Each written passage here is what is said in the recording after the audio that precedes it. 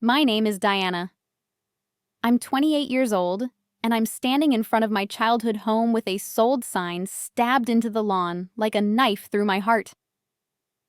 3 years ago, I left for Japan to teach English, sending money home every month to help my parents. Yesterday, I returned to surprise them, only to discover they'd sold my house, the one my grandmother left specifically to me, without telling me. Now I'm heading to their country club to confront them. Before we begin this story, I'd love to know where you're watching from today. If you've ever been betrayed by someone you trusted, hit that like button and subscribe to. Hear how I fought back against the ultimate family betrayal. Trust me, what happens next will shock you as much as it shocked me that night at the country club. I pushed through the heavy oak doors of the Riverside Country Club, my hands trembling with rage as I spotted my parents at their usual corner table laughing with their friends over wine and salmon. The moment my mother Grace saw me, her face went white as the tablecloth. My father Robert dropped his fork and the clatter echoed through the dining room. I didn't care about making a scene anymore.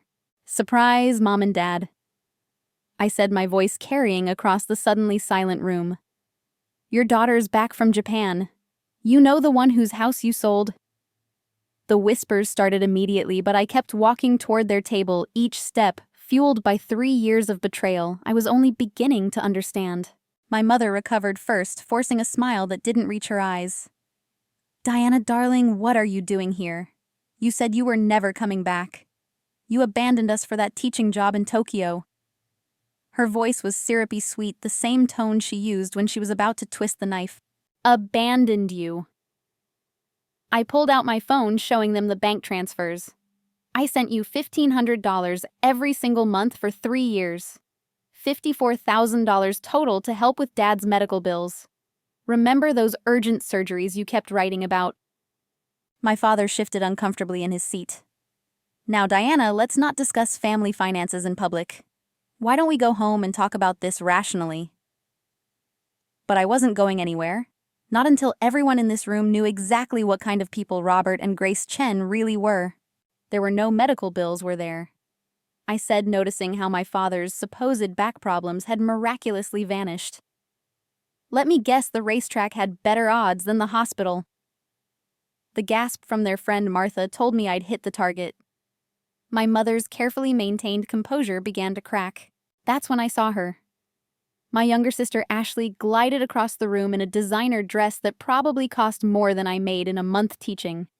Her blonde highlights were fresh, her nails perfectly manicured, and she was carrying a purse I recognized from the Hermes store window. She air-kissed our parents before turning to me with a smirk that made my blood boil. "Oh, Diana's back," she announced to the table as if I were some unwanted relative crashing a party. "I thought you were too important for family, now living your big adventure overseas." She sat down and casually mentioned, "By the way, thanks for the house money. That $50,000 really helped me launch my marketing business." $50,000. My sister had received $50,000 from the sale of my house. My grandmother's house. The house that held every Christmas morning, every birthday party, every memory of the only person in this family who truly loved me. I felt the room spin slightly as the magnitude of their betrayal hit me. That house was mine. I said, my voice steadier than I felt. "Grandma Ellen left it to me in her will. You had no right to sell it, and you certainly had no right to give Ashley anything from the sale." My mother laughed, a harsh sound that drew stares from nearby tables. Oh, Diana, always so dramatic. Mother was clearly not in her right mind when she wrote that will. The house was a family asset and we needed the money. You weren't using it anyway, gallivanting around Japan playing teacher. Playing teacher. I felt my hands clench. I was building a career. I was sending you money every month because you said Dad was dying. You wrote me letters about chemotherapy, about experimental treatments, about how you might lose the house if I didn't help. "Well, we would have lost the house," my father interjected, finally finding his spine. "My creditors were threatening foreclosure on our mortgage. Selling your grandmother's place was the only option." There it was. the truth slipping out like oil from a cracked engine. Creditors, not doctors, not hospitals, creditors. James Morrison, a lawyer I'd known since high school, happened to be dining at the next table. He'd been listening to every word, and when our eyes met, he gave me a small nod. "Diana," he said, standing up and approaching our table. "I couldn't help but overhear. If what you're saying is true, you might have grounds for legal action. This sounds like fraud." My parents exchanged a look of panic before my mother's face hardened into the expression I knew too well. The one she wore when she was about to gaslight me into submission. "Diana has always had an overactive imagination," she told James smoothly. "The house was never legally hers. We were the executors of my mother's estate, and we handled everything according to her wishes." "That's a lie," I said, but even as the words left my mouth, I saw my parents' friends beginning to look at me with skepticism. My mother had always been good at this, at twisting reality until I looked like the unreasonable one. But this time was different. This time I had 3 years of distance and clarity. This time I wasn't the scared 25-year-old who'd fled to Japan partly to escape their manipulation. "If the house was never mine," I said slowly, "then I want to see the will. The real will. Not whatever forgery you've been showing people." My father's face flushed red and my mother's smile faltered for just a second. It was enough. James saw it too. "I'd be happy to help you look into this, Diana," James offered, handing me his business card. "Pro bono. I've seen too many cases of elder financial abuse and inheritance fraud. If your grandmother really did leave you that house, we can prove it." Ashley rolled her eyes dramatically. "God, Diana, do you have to ruin everything? Can't you just be happy for the family's success? Mom and Dad worked hard to maintain our lifestyle while you were off finding yourself in Asia. With my money," I reminded her. "With the money I sent home every month instead of saving for my own future. With the proceeds from my house that you all stole." The word "stole" hung in the air like a challenge. Several diners had given up any pretense of not listening, their forks suspended halfway to their mouths. My mother stood abruptly, gathering her purse with theatrical indignation. "I won't sit here and be accused of crimes by my own daughter. Diana, when you're ready to apologize for this embarrassing display and discuss this like an adult, you know where to find us." She turned to their friends. "I'm so sorry you had to witness this. Diana's always been our difficult child." As they prepared to leave, my father couldn't resist one final jab. "You know, Diana, we did you a favor. That old house was falling apart. The maintenance alone would have bankrupted you. We invested the money wisely for the family's future." Whose future I called after them, because it certainly wasn't mine. But they were already walking away, my mother's heels clicking against the marble floor in a staccato rhythm of dismissal. Ashley lingered just long enough to lean in close and whisper, "Back off, Diana, or you'll regret it. You have no idea what we're capable of." As the country club slowly returned to its normal buzz of conversation, I stood there holding James's business card, my whole body shaking with a combination of rage and determination. 3 years ago, I'd run away to Japan, partly to escape my toxic family. Now I was back and I wasn't running anymore. They'd stolen my inheritance, my money, and 3 years of my life. But they'd made one crucial mistake. They'd assumed I'd never come back to fight for what was mine. The next morning, I stood outside First National Bank with James, my stomach churning with anxiety and anticipation. My grandmother had maintained a safety deposit box here for decades, and I still had the spare key she'd secretly given me before she died. If the original will existed anywhere, it would be here. The question was whether my parents knew about this box, or if Grandma Ellen had managed to keep one secret from their grasping hands. The bank manager, Mr. Harrison, recognized me immediately despite my 3-year absence. "Diana Chen, I heard you were back from Japan. Your grandmother would be so proud of what you've accomplished." His warm greeting stood in stark contrast to my family's reception, and I had to blink back sudden tears. "Thank you, Mr. Harrison. I'm here about my grandmother's safety deposit box, number 4847.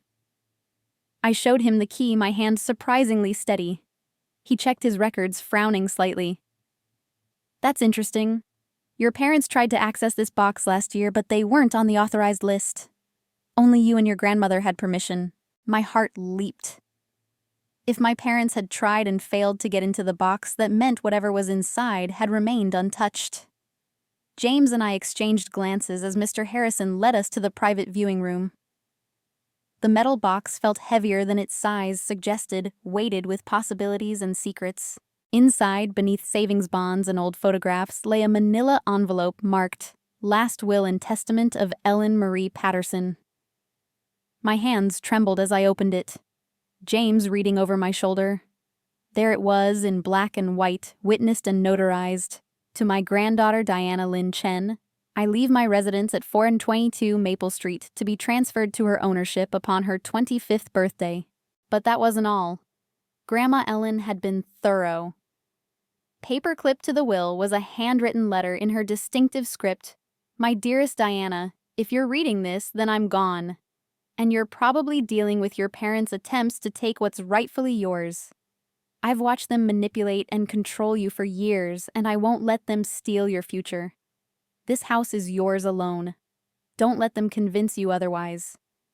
The deed is registered in the County Courthouse File 2019-4478. I love you, sweetheart. Stand strong. This is ironclad." James said, his voice tight with anger on my behalf. "Your parents committed fraud. We need to check the courthouse records immediately." But as we left the bank, my phone buzzed with a text from Ashley. "You visited the bank. Stop digging, or things will get ugly." How did she know? I glanced around the parking lot and spotted a familiar car. Mitchell Donovan, my parents' longtime friend, and the man who'd bought my house, was watching us from across the street. He gave me a mock salute before driving away. They were having me followed. At the courthouse, the truth became even more damaging. James pulled up the records, and we discovered that my parents had indeed filed paperwork as executors of the estate. But the signatures were wrong. My grandmother's signature on the transfer documents was shaky, inconsistent with her usual firm hand. "This was signed 3 days after her death," James noted grimly. "Your parents forged a dead woman's signature." But it got worse. As we dug deeper, we found that my parents had taken out a home equity loan against the house 6 months before selling it. They'd extracted another $100,000 using their fraudulent executor status. The house had been sold to Mitchell for far below market value, and now I understood why he'd been so eager to buy it. "We need to document everything," James said, making copies of every record. As we worked, I felt my phone vibrate continuously. 17 missed calls from my mother. 12 from my father. 23 texts ranging from pleading to threatening. I ignored them all until one message made my blood run cold. "Check your bank account," Ashley had written, followed by a laughing emoji. With shaking fingers, I logged into my banking app. The savings account I'd maintained since childhood, the one my parents had insisted remain joint for emergencies, was empty. $30,000, representing 3 years of careful saving in Japan, gone. The transfer had been made that morning right after I'd left the bank. I sank onto a courthouse bench, the weight of their betrayal crushing me. It wasn't just about money. It was about the systematic destruction of everything my grandmother had tried to protect for me. James sat beside me, his expression grim. "They're escalating because they're scared. This kind of desperate move proves they know we have them cornered." That evening I knocked on Mrs. Chen's door. Despite sharing a surname, she wasn't related to us, just a kindly neighbor who'd watched me grow up. She invited me in for tea, her face creased with concern. "Diana, dear, I've been hoping you'd come by. There are things you need to know about what happened while you were gone." Over jasmine tea and homemade cookies, Mrs. Chen revealed another layer of deception. "Your parents told everyone you'd cut them off, that you'd abandoned the family for a Japanese boyfriend. But I knew that wasn't true because I saw the letters arriving from Japan every month. Until about a year ago, when your parents started collecting your mail directly from the postman. Letters." My heart sank. "What letters?" Mrs. Chen disappeared into her bedroom and returned with a small box. I managed to save these before your parents could intercept them. I thought you might want them someday. Inside were 5 letters from Hiro, my boyfriend in Japan, each one increasingly desperate, wondering why I'd stopped responding to his emails and calls. Reading Hiro's words, I realized my parents had been sabotaging my life from every angle. They'd been intercepting my mail, controlling the narrative about my absence, and systematically isolating me from anyone who might have told me the truth about the house sale. The last letter, dated 6 months ago, simply said, I don't understand what I did wrong, Diana. I love you, but I can't keep writing to silence. I hope you found whatever you were looking for. Your parents also threw several packages in the trash. Mrs. Chen continued, I retrieved what I could, but I'm afraid some were already gone when I found them. There were photos, small gifts, things that looked personal. She patted my hand gently. Your young man called here once looking for you. Your father told him you'd moved on with someone else and threatened to call the police if he contacted you again. The cruelty of it took my breath away. They hadn't just stolen my inheritance and money. They'd stolen my relationships, my connections, my life. Every string that tied me to happiness had been systematically severed by the 2 people who were supposed to protect me. There's more, Mrs. Chen said reluctantly. Your sister Ashley lived in your grandmother's house for 2 years before they sold it, rent-free. She threw parties, damaged the hardwood floors your grandmother loved so much. I tried to tell your parents, but they said it was family property and none of my business. I thought of Ashley's designer clothes, her smug smile, her casual thanks for the $50,000. While I'd been living in a tiny Tokyo apartment stretching every yen to send money home for fake medical bills, she'd been living in my house, destroying my memories, preparing it for sale to their friend. James had been quiet throughout Mrs. Chen's revelations, but now he spoke up. Diana, we need to act fast. Your parents are clearly willing to do anything to keep you from reclaiming what's yours. That bank account theft is just the beginning. We need to file charges before they can hide more assets or manufacture more lies. As if on cue, my phone rang. Unknown number. Against my better judgment, I answered. It was Mitchell Donovan, his voice oily with false concern. Diana, sweetheart, let's be reasonable about this. Your parents and I had a legitimate business transaction. You don't want to make enemies in this town. I have connections you can't imagine. Construction, real estate, city planning. Your life could become very difficult if you pursue this foolishness. Are you threatening me, Mitchell? I put the phone on speaker so James and Mrs. Chen could hear. He chuckled. Of course not, dear. I'm just suggesting that sometimes it's better to let sleeping dogs lie. Take your sister's advice. Stop digging. Maybe take another teaching position overseas. I hear Thailand is lovely this time of year. I'm not going anywhere, I said firmly. And you're going to return my house or face criminal charges for knowingly purchasing stolen property. The line went silent for a moment before Mitchell's voice turned cold. You have no idea what you're starting, little girl. Your parents aren't the only ones with secrets to protect. After he hung up, Mrs. Chen looked troubled. Be careful, Diana. Mitchell Donovan isn't just any buyer. He's been trying to get his hands on your grandmother's property for years. That house sits on a double lot in a neighborhood scheduled for major development. It's worth far more than what he paid. Another piece clicked into place. This wasn't just about my parents' gambling debts or maintaining their lifestyle. This was about a larger scheme with my inheritance as collateral damage. But as I sat in Mrs. Chen's cozy kitchen, surrounded by evidence of my family's betrayal, I felt something harder than diamonds crystallizing in my chest. They'd taken my money, my house, my relationship, and 3 years of my life. But they'd given me something in return, absolute clarity about who they really were, and the determination to take back everything they'd stolen, no matter the cost. The next morning started with promise as I prepared for my interview at Preston Academy, the elite private school where I'd dreamed of teaching since college. I'd scheduled it months ago from Japan, seeing it as my perfect re-entry into American life. But as I walked into the principal's office, her expression told me something was terribly wrong. Dr. Martinez, whom I'd known since my student teaching days, couldn't meet my eyes. "Diana, I'm so sorry, but we need to discuss some serious allegations that have come to our attention." She began folding her hands on her desk. "We received a police report this morning, indicating that you've been making threats against your family members. As you can imagine, we take the safety of our school community very seriously."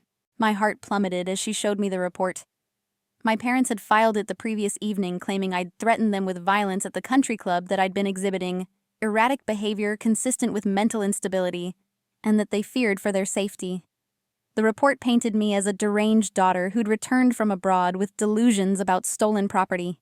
"This is completely fabricated," I said, fighting to keep my voice steady. "I confronted them about selling my house illegally, yes, but I never threatened anyone. There were dozens of witnesses at the country club who can verify what actually happened." Dr. Martinez sighed deeply. "I believe you, Diana. I've known you for years, but the board has a zero-tolerance policy regarding any staff involved in criminal investigations. Until this matter is resolved, I'm afraid we can't proceed with your employment." Just like that, the job I'd flown across the Pacific for evaporated like morning mist. I barely made it to my car before the tears came. But they weren't tears of sadness. They were tears of pure rage. My parents hadn't just stolen my past, they were actively destroying my future. As I sat in the school parking lot, my phone buzzed with notification after notification. Ashley had taken to social media with a vengeance. "So worried about my sister Diana." Her Facebook post read, "She's returned from Japan with paranoid delusions about our family. We're trying to get her the help she needs, but she's refusing treatment. Please pray for us during this difficult time." The post already had dozens of sympathetic comments and shares. She'd tagged all our mutual acquaintances, ensuring maximum damage to my reputation. By the time I reached James's office, the narrative was spreading like wildfire through our social circles. Former friends were posting about mental health awareness and supporting families dealing with crisis. My high school best friend Kendra had unfriended me without even asking for my side of the story. 3 years of absence had made me a stranger, and strangers were easier to believe lies about. "They're trying to isolate you," James said as we reviewed the social media assault. "Classic abuse tactic. Make you seem crazy so no one believes you when you tell the truth." He'd already started drafting cease and desist letters, but we both knew the damage to my reputation was spreading faster than legal documents could contain it. That afternoon, I discovered another piece of the puzzle when Aunt Margaret, my mother's sister, called asking to meet at a small cafe downtown. She looked older than I remembered, worn down by some invisible weight. After checking that we weren't being watched, she leaned across the table with tears in her eyes. "Diana, I'm so sorry. I should have warned you, but they threatened me too." She explained how my parents had done something similar to our cousin Emma 5 years ago, manipulating her out of an inheritance from their uncle. "Emma fought back at first, just like you're doing. But they broke her down systematically. False police reports, social media campaigns, mysterious accidents. She eventually gave up and moved to Colorado just to escape them. Why didn't anyone tell me?" I asked, though I already knew the answer. While I'd been in Japan, my parents had crafted their image as devoted parents abandoned by their selfish daughter. Who would have believed the truth? Margaret pulled out her phone, showing me text messages from my mother threatening to destroy her catering business if she contacted me. "Your Uncle Thomas is in on it too," Margaret whispered. "He helps them hide assets, move money around. He's been doing their taxes for years, making sure everything looks legitimate on paper.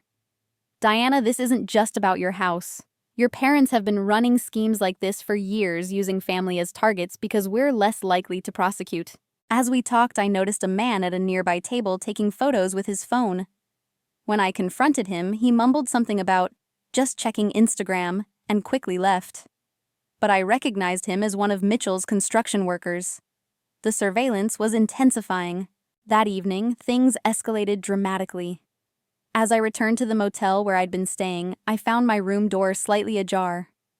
Inside, my belongings were scattered, my laptop missing, and spray painted on the wall was a single word: leave. The motel manager claimed their security cameras had mysteriously malfunctioned during the exact hour of the break-in. While filing yet another police report, the officer taking my statement seemed skeptical. "You sure you didn't do this yourself, Miss Chen? Your parents mentioned you might be having some mental health challenges." Even law enforcement had been poisoned against me. I realized with chilling clarity that my parents had spent months, maybe years, preparing for the possibility of my return. The next blow came from an unexpected direction. Dr. Peterson, a psychiatrist who'd been a family friend for decades, called me that night. "Diana, your parents asked me to evaluate you for involuntary commitment. They're claiming you're a danger to yourself and others." My blood ran cold. Involuntary commitment would destroy any credibility I had left. "But here's the thing," Dr. Peterson continued, his voice gentle. "I refused. I told them that wanting justice for theft doesn't constitute mental illness. They weren't happy about it. In fact, your father threatened to report me to the medical board for some invented malpractice. These aren't the people I thought I knew, Diana. Be very careful." His warning proved prophetic. The next day, as I drove to meet with James about filing our lawsuit, I noticed my car handling strangely. Something felt off about the brakes. I pulled into a mechanic shop just as they began to fail completely. The mechanic's face went pale as he showed me the deliberately cut brake lines. "You're lucky you noticed when you did," he said. "Another few miles and—" I called the police, but when they arrived, they seemed more interested in questioning me about my mental state than investigating attempted murder. One officer even suggested I might have cut the lines myself for attention, citing my parents' reports about my instability. James arrived and practically had to threaten them with lawsuits to get them to properly document the evidence. That night, Ashley sent me a text. "Still think you're smart. This is just the beginning. Mom and Dad have friends everywhere. Judges, cops, doctors. You're fighting a war you can't win. Take the hint and leave town before something worse happens." But she'd made a mistake. In her arrogance, she'd put the threat in writing. As I sat in my new hotel room door, barricaded and lights off, I thought about Emma in Colorado, driven from her home by the same people who were supposed to protect her. I thought about the house my grandmother had left me now in the hands of a man who saw it only as a profitable development opportunity. I thought about Hiro in Japan, who probably believed I'd ghosted him for no reason.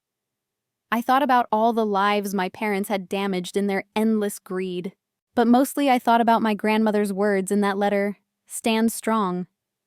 She'd known this day would come. She'd prepared for it by keeping that safety deposit box secret, by writing that letter, by believing that someday I'd be strong enough to fight back. As I listened to the sounds of the city night, I made a decision. They could take my job, my reputation, my sense of safety. They could try to break me like they'd broken Emma. But I wasn't Emma. I wasn't the scared young woman who'd fled to Japan 3 years ago.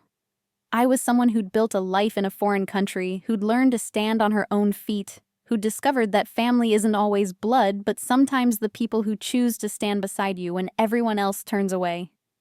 And tomorrow I was going to show them exactly what that meant.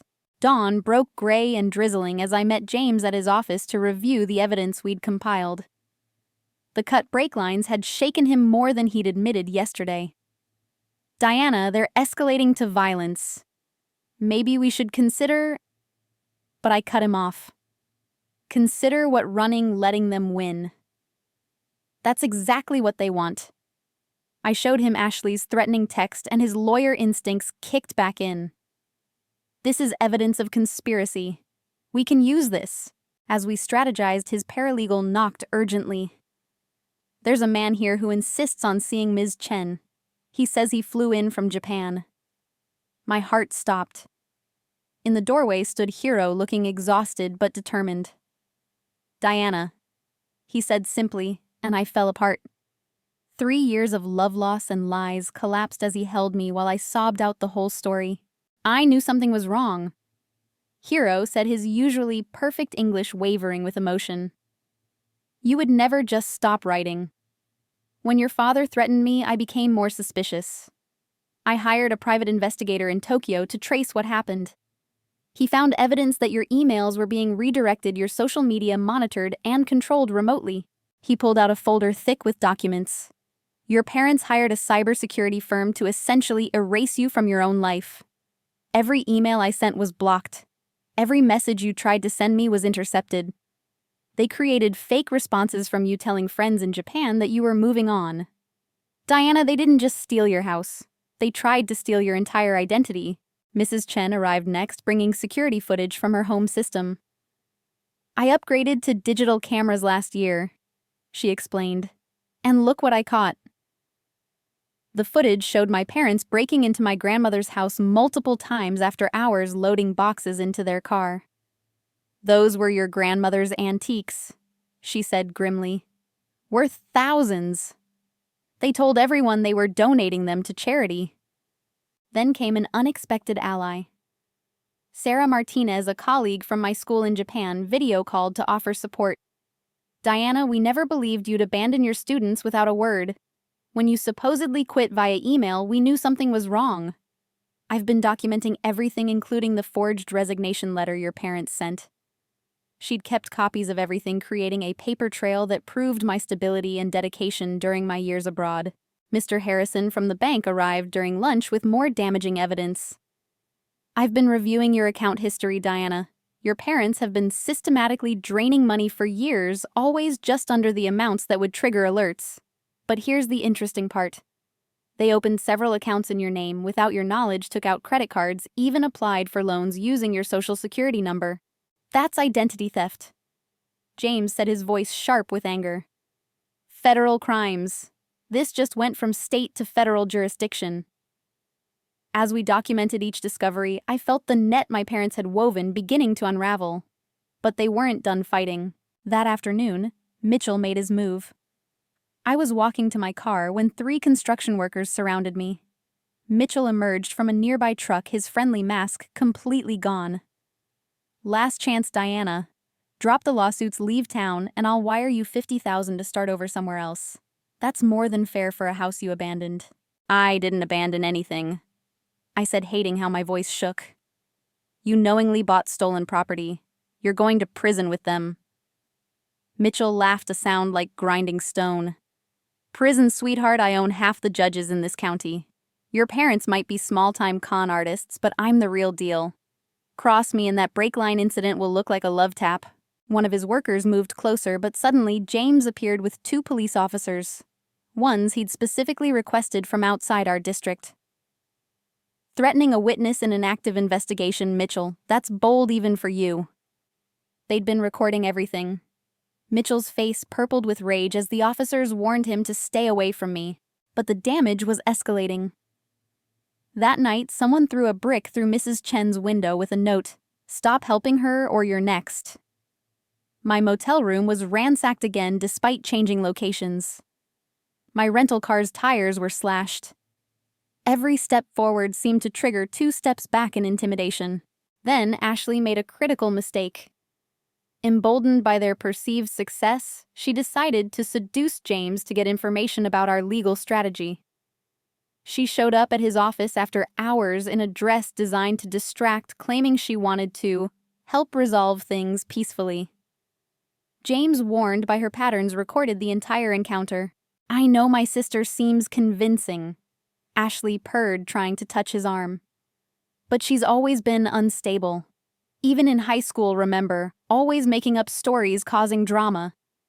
If you dropped her case, I could make it worth your while. I have connections, influence. I could bring you big clients, real money. Not this pro bono crusade for a crazy woman. James played along just enough to let her incriminate herself. What kind of connections? Ashley smiled, thinking she had him. Mitchell has development projects worth millions. My parents know every important family in the state. We could make you rich, James. All you have to do is convince Diana she can't win. Maybe suggest she needs psychiatric help instead of legal counsel. When James revealed he'd been recording, and that attempted bribery of an attorney was a felony, Ashley's mask finally slipped entirely. "You have no idea what you're dealing with," she snarled. "We've destroyed people a lot smarter than you. Diana thinks she's tough now, but wait until we're done with her. She'll be begging to leave the country again." The next morning brought a breakthrough from an unexpected source. The bank's fraud department had been conducting their own investigation based on Mr. Harrison's findings. They'd discovered that my parents had used their power of attorney over my grandmother to drain her accounts before she died, moving money through a complex web of transfers that ultimately funded their gambling habits. "This establishes a pattern of elder abuse," the investigator explained. "Your grandmother wasn't their first victim, just their most profitable. We've found similar patterns with 3 other elderly relatives over the past decade. My parents weren't just opportunistic thieves. They were serial predators who'd turned family trust into a weapon." Aunt Margaret, emboldened by the growing support network, revealed more family secrets. "Your mother keeps records," she whispered during a clandestine meeting. "Detailed notes about every scheme, every lie, every dollar stolen. She calls it her insurance policy, in case your father ever tries to leave her. It's in a storage unit across town, Unit 47B at Secure Store." As the evidence mounted, something beautiful happened. My story began attracting others my parents had wronged. A cousin called from Seattle, sharing how they'd manipulated her out of an inheritance. A former business partner emerged with evidence of embezzlement. Even members of their country club began reaching out with stories of small scams and borrowed money never returned.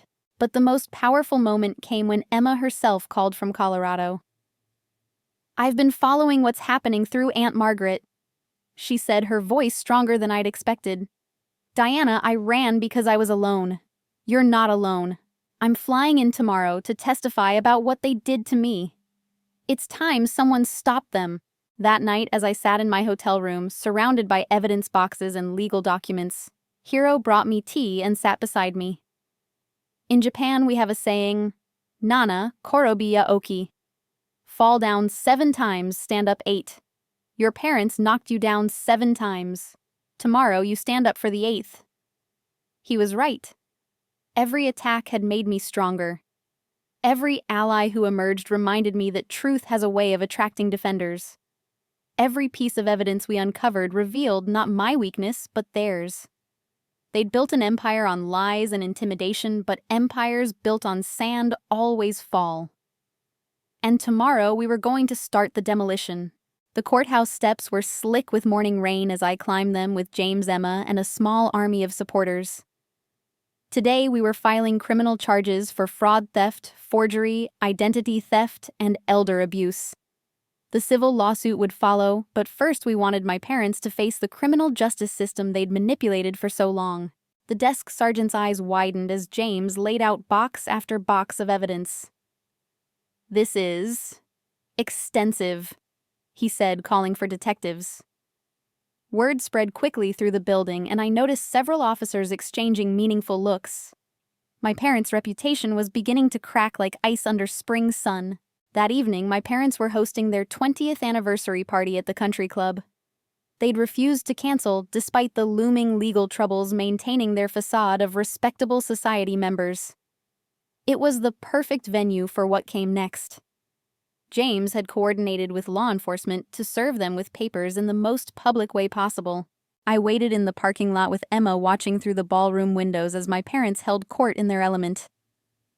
Grace wore diamonds that sparkled like her fake tears, while Robert glad-handed his way through the crowd of enablers and unknowing supporters. Ashley, in another designer dress, was playing the devoted daughter to perfection. At exactly 8 o'clock, Detective Morrison walked in with 4 uniformed officers. The music stopped. Conversations died. In the sudden silence, her voice carried clearly. "Grace and Robert Chen, you're being served with notice of criminal charges including fraud, elder abuse, and identity theft. You're also being served with a civil lawsuit for conversion of property and intentional infliction of emotional distress." The room erupted. My mother's scream of outrage could be heard in the parking lot. My father tried to bluster his way out, claiming it was all a misunderstanding. Ashley attempted to block the officers, shrieking about harassment. but the damage was done. Every prominent family in town had witnessed their humiliation.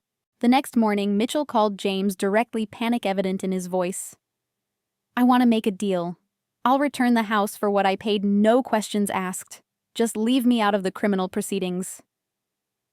But we were past the point of easy settlements. James informed him that knowingly purchasing stolen property made him an accessory to fraud. "You had multiple opportunities to do the right thing, Mitchell." James said coolly, "Instead, you threatened my client and participated in a conspiracy to deprive her of her inheritance. The house's current market value is triple what you paid. That's what the court will order you to pay, plus damages." My parents, finally realizing the seriousness of their situation, hired Arnold Thornton, the most expensive defense attorney in the state. He was known for getting guilty clients off on technicalities. His first move was predictable, filing for a restraining order against me, claiming I was harassing them with frivolous legal action. The hearing for the restraining order became our first legal battleground. Thornton painted me as a bitter daughter who'd abandoned her family and returned demanding money. But James was ready. He presented Ashley's threatening texts, the cut brake lines report, the security footage of my parents breaking into my house, and testimony from Dr. Peterson about their attempt to have me committed. The judge, thankfully from outside our county, denied the restraining order. But Thornton wasn't finished. Over the next weeks, he filed motion after motion, trying to bury us in paperwork.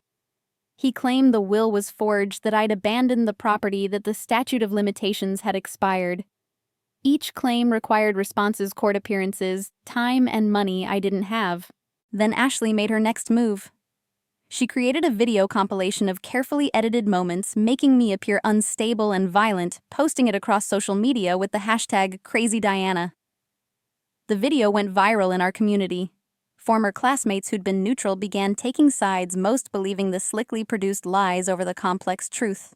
Local news picked up the story but spun it as a family drama rather than criminal investigation. Local family torn apart by inheritance dispute made it sound like a soap opera rather than systematic fraud. My parents gave tearful interviews about their troubled daughter, how they'd tried everything to help me, how heartbroken they were by my false accusations. The lowest point came when I visited my grandmother's grave, only to find a restraining order had been filed barring me from the cemetery. My parents claimed I'd been disturbing their grieving process and posed a threat to their safety during visits. The groundskeeper apologetically turned me away. I sat in my car outside the gates, unable to even put flowers on the grave of the one person who'd truly loved me. But James discovered something interesting in Thornton's aggressive filings. In his haste to discredit me, he'd admitted that my parents had acted as executors of the estate. This was crucial because they'd previously claimed there was no valid will. Their own lawyer had just confirmed they'd violated their fiduciary duty by selling property specifically bequeathed to me. The IRS investigation James had quietly initiated began bearing fruit. An agent contacted us with questions about the house sale proceeds. My parents had never reported the capital gains, nor had they paid taxes on the money they'd stolen from my grandmother's accounts. Tax evasion added federal charges to their growing list of crimes. Meanwhile, unknown to us, Ashley's carefully crafted image was crumbling. Her marketing business was under scrutiny after several clients complained about missing funds. But the real shock came when Mitchell's wife, Diane, contacted me directly. "I need to show you something," she said, her voice cold with fury. She'd discovered her husband's affair with my mother through credit card receipts and hotel records. But more importantly, she'd found documents in his home safe proving he'd known about the fraudulent sale. "He and your mother planned this together," Diane said, handing me copies. "The development deal, the below-market price, all of it. They've been partners in more than just real estate." The scandal exploded through our social circles like wildfire. My mother, the woman who'd sat on church committees and organized charity galas, exposed as an adulteress and thief. The country club friends who'd supported her began distancing themselves. Their 20th anniversary party now looked like a sick joke. Then came the most shocking revelation. Ashley's marketing job was exposed by an investigative blogger who'd been following our story. She wasn't in marketing at all. She was running an escort service using her looks and connections to attract wealthy clients. The expensive clothes, the luxury lifestyle, all funded by activities that would horrify our conservative community. My parents tried one last desperate gambit. They attempted to flee the country, liquidating everything they could, and booking flights to the Cayman Islands where they'd apparently been hiding money for years. But the FBI was watching. They were arrested at the airport with $500,000 in offshore account information and falsified documents. The image was perfect: my respectable parents in handcuffs being led away while news cameras rolled. The same stations that had portrayed me as unstable now had a new narrative. The truth, as it always does, had found its way to the surface. But this was far from over. Now came the trial, where all their victims would finally have their day in court. And I would be first in line to testify. The trial began on a cold February morning with protesters outside supporting both sides. My parents had managed to rally some loyal friends who still believed their lies, but the crowd supporting me was larger and growing. Emma stood beside me as we entered the courthouse, both of us ready to face the people who'd terrorized us into silence for so long. James had assembled a formidable prosecution team. The evidence was overwhelming: forged documents, bank records showing systematic theft, testimonies from multiple victims spanning a decade. But the real bombshell came from an unexpected source. Uncle Thomas, facing his own charges for aiding tax evasion, had flipped. He sat in the witness box, sweating profusely as he detailed years of helping my parents hide assets and create false paper trails. "Robert threatened to ruin my accounting practice if I didn't help," Thomas testified. "But after a while, I was in too deep. They had evidence of my involvement. Grace kept records of everything: insurance against everyone, including me." His testimony revealed offshore accounts in the Caymans, Belize, and Switzerland containing millions stolen from family members over the years. My mother's face during Thomas's testimony was a mask of fury. She'd trusted him with her secrets, and now he was spilling them all. When he revealed that she'd been skimming from her own mother's accounts for 15 years before Grandma Ellen died, several jury members gasped. The elder abuse wasn't a one-time crime of opportunity. It was a pattern spanning decades. Then the prosecution called Mitchell's wife, Diane. Her testimony was devastating. She provided emails between Mitchell and my mother planning the house purchase 2 years before they claimed I'd abandoned it. They'd been waiting for me to stay in Japan just long enough to create a plausible narrative. The affair was just a side benefit to their business arrangement. My husband and Grace Chen conspired to steal that property because they knew about the coming development project. Diane said, her voice steady despite her obvious pain. Mitchell had insider information from the city planning department. That double lot is worth over $2 million now. They bought it for $300,000. Ashley's turn in court was a spectacle.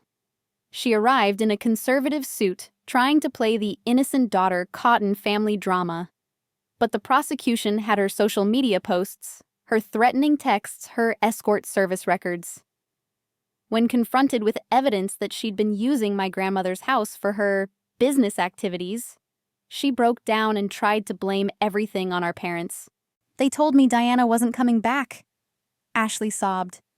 "They said she'd abandoned us, that the house was just sitting empty. I needed somewhere to work to build my business. They said it was family property." But the jury wasn't buying the innocent act.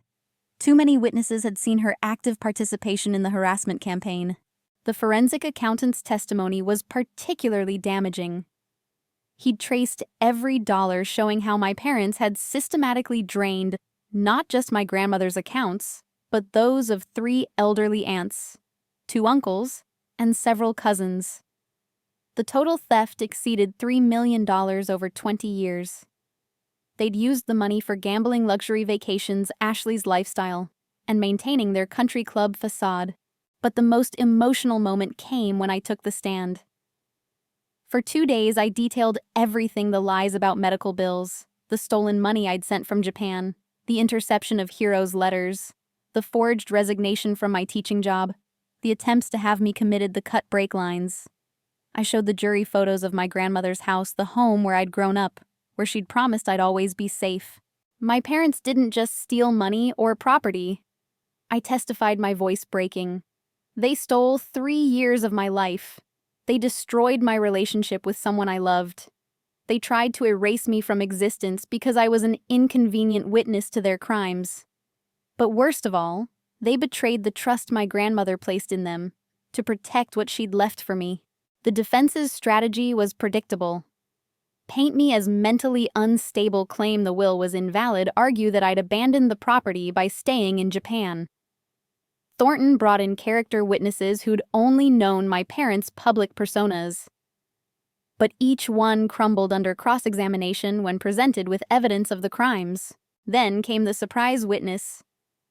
Hiro had been investigating in Japan and discovered something crucial.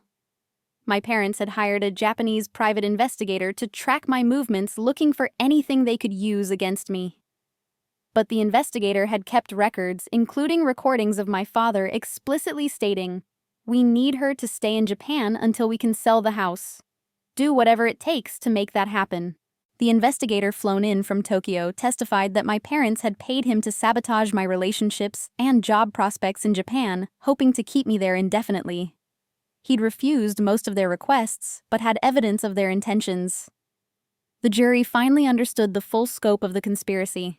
As the trial neared its end, one final revelation destroyed any remaining sympathy for my parents. Sarah Martinez, my colleague from Japan, had discovered that my parents had been collecting life insurance policies on elderly relatives, including my grandmother. They'd been one step away from murder, held back only by the risk of getting caught. The verdict came on a Thursday afternoon. Guilty on all counts.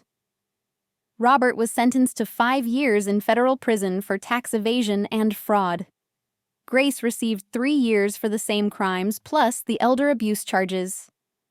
Ashley got probation and community service for her role, though her escort business ensured she'd face separate charges later. Mitchell faced his own trial, but was already negotiating a plea deal. As they were led away in handcuffs, my mother turned to me one last time. "I hope you're happy, Diana. You've destroyed your family." But I felt no guilt. They'd destroyed themselves with greed and cruelty. I was just the consequence they'd never planned for a victim who refused to stay silent. The next day, I stood in my grandmother's house for the first time in 3 years. The court had ordered Mitchell to return it, plus pay damages of $1.7 million. Ashley's belongings were gone, the damage she'd done evident, but repairable. As I walked through the rooms filled with memories, I felt Grandma Ellen's presence, approving and proud. Her faith in me had been justified. I'd stood strong, just like she'd asked. The morning sun streamed through the restored windows of my grandmother's house as I signed the last papers establishing the Ellen Patterson Foundation for Family Fraud Victims. What had started as my fight for justice had revealed a hidden epidemic of family members preying on their relatives' trust and inheritance.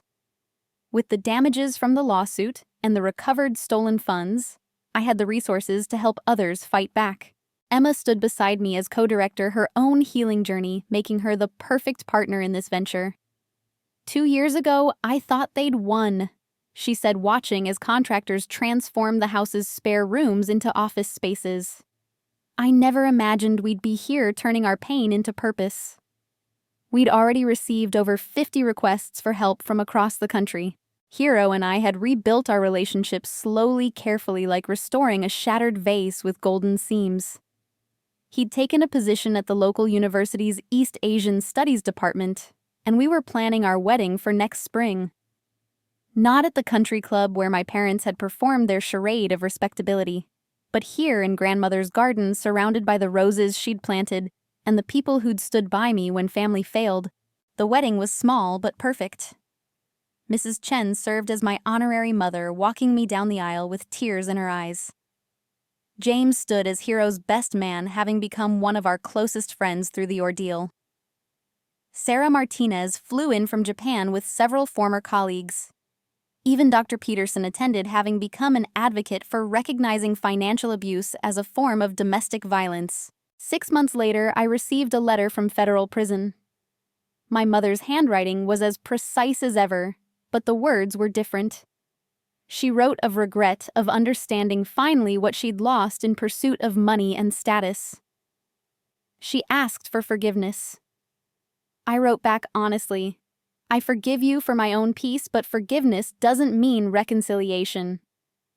You broke something that can't be repaired. I hope you use your time to become someone who wouldn't do what you did. My father never wrote. Pride, even in Prison Orange, was still his defining trait. Ashley tried reaching out once after her own legal troubles left her bankrupt and friendless. But her apology felt hollow, more about wanting financial help than genuine remorse. I declined to meet with her. Some bridges once burned should stay ash. The foundation grew rapidly. We helped a grandmother in Texas recover her home from a grandson who'd forged her signature while she was hospitalized. We assisted a man in Florida whose siblings had drained his special needs trust. We provided legal resources, emotional support, and most importantly, the knowledge that victims weren't alone or crazy for fighting back. 1 year after the trial, I stood before a congressional committee testifying about elder financial abuse and inheritance fraud. My story, once a source of shame and pain, had become a catalyst for legislative change. 3 states had already passed laws increasing penalties for family members who prey on relatives, and federal legislation was under consideration. Family fraud is particularly insidious. I told the committee, because it weaponizes love and trust. Victims are gaslit into believing they're destroying their family by seeking justice when in reality, the family was destroyed the moment relatives chose greed over love. We need systems that protect the vulnerable and prosecute the perpetrators regardless of their relationship to the victim. The Foundation's first major victory came when we helped expose a ring of siblings who'd been systematically defrauding elderly parents across multiple states. The case made national news, with reporters noting it was inspired by the Chen case that changed how we view family financial abuse. My parents, watching from prison, got to see their names become synonymous with the crimes they'd committed. On a quiet Tuesday evening, I found myself at my grandmother's grave, finally able to visit after years of being barred. I placed fresh roses on the headstone and sat on the grass telling her about everything that had happened. "You knew, didn't you?" I whispered. "That's why you wrote that letter, why you kept that safety deposit box secret. You knew they'd try to take everything, but you also knew I'd eventually be strong enough to fight back." The cemetery was peaceful, birds singing in the trees she'd loved. I thought about the journey from that first shocking moment, seeing the sold sign, to now. The pain had transformed into purpose. The betrayal had become a blessing, freeing me from toxic relationships I might have endured for decades. The theft had taught me that true wealth isn't money or property, but the integrity to stand up for what's right, and the courage to rebuild after devastation. A young woman approached hesitantly. "Are you Diana Chen?" When I nodded, her eyes filled with tears. "I'm Christina. Your foundation helped me recover my children's college funds from my ex-husband's family. I just wanted to thank you. You gave me hope when I had none." We talked for an hour, her story echoing so many others. Family members who felt entitled to what wasn't theirs, who used emotional manipulation as a weapon, who counted on silence and shame to protect their crimes. The house had become more than just my inheritance. It was a symbol of resilience, a headquarters for justice, a place where victims became victors. We'd converted the basement into a meeting room for support groups, the attic into archives for legal documents that might help future cases. My grandmother's home, which my parents had tried to steal and Ashley had defiled, was now a sanctuary for those fighting their own battles against family betrayal. 3 years after that night at the country club, I received word that my father had died in prison. Heart attack, the officials said, though I suspected the stress of losing his carefully constructed image had been the real cause. I felt nothing. No grief. No satisfaction, just a hollow acknowledgement that actions have consequences. My mother was released 6 months later, a shadow of her former self. She moved to a small apartment in another state, living on Social Security, all her stolen wealth gone to restitution and legal fees. Ashley disappeared entirely after her probation ended. Some said she'd married wealthy and moved abroad. Others claimed she was working minimum wage under an assumed name. I didn't care enough to investigate. She'd made her choices and their consequences were hers to bear. The last I heard, Mitchell was still in prison. His development dreams collapsed along with his marriage and reputation. As I write this sitting in my grandmother's study surrounded by case files of people we're helping, I'm amazed at how differently my life turned out from what I'd planned. I'd left for Japan seeking adventure and distance from my family. I'd returned to find they'd tried to erase me. But in fighting back, I'd found my calling.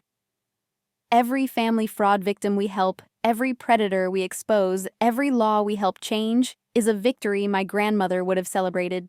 To those watching who've been told they're crazy for questioning family members who've stolen from them, who've been gaslit into silence about financial abuse, who've been threatened for demanding what's rightfully theirs, I want you to know, you're not alone.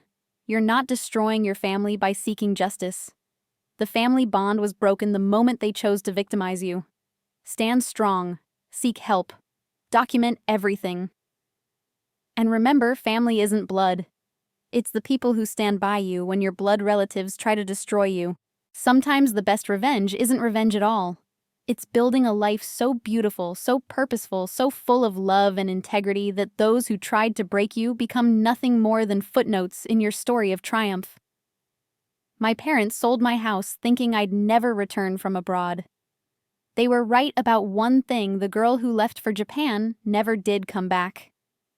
She became someone stronger, someone who could face their worst betrayal and transform it into purpose. If you've experienced family financial abuse or inheritance theft, please reach out to our foundation. If you're safe and able, hit that subscribe button and share this story. Every view helps spread awareness about these hidden crimes. Leave a comment with your own experiences. You might help someone realize they're not alone.